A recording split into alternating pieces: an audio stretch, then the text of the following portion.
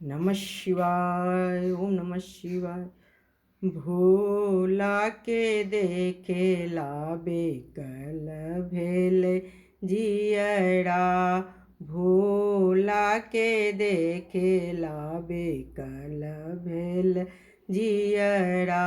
कियो चढ़ावे अक्षत चंदन कियो बेलपतिया।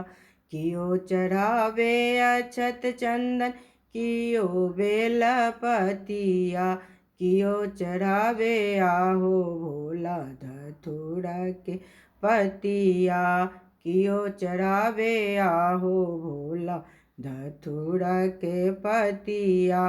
भोला के देखेला बेकल भेल जियरा। भोला के देखेला बेकल भेल जियरा। पंडित चढ़ावे अक्षत चंदन पुजारिन बेल पतिया।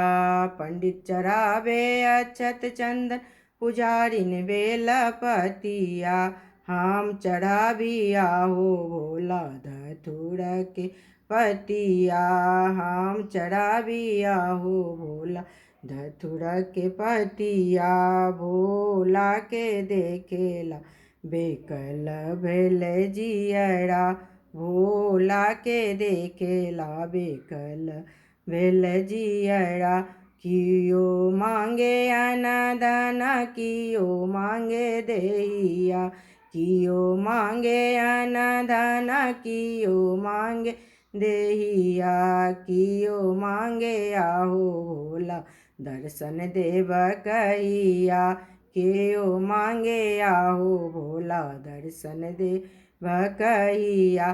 पंडित मांगे अन्न धन पुजारिन मांगे देहिया। पंडित मांगे अन्न धन पुजारिन मांगे देहिया। हम मांगी आहो भोला दर्शन देव कहिया। हम मांगी आहो भोला दर्शन देव कहिया। भोला के देखेला बेकल भेल जियरा। बाबा के देखेला बेकल भेल जियरा। बाबा के देखेला बेकल भेल जियरा।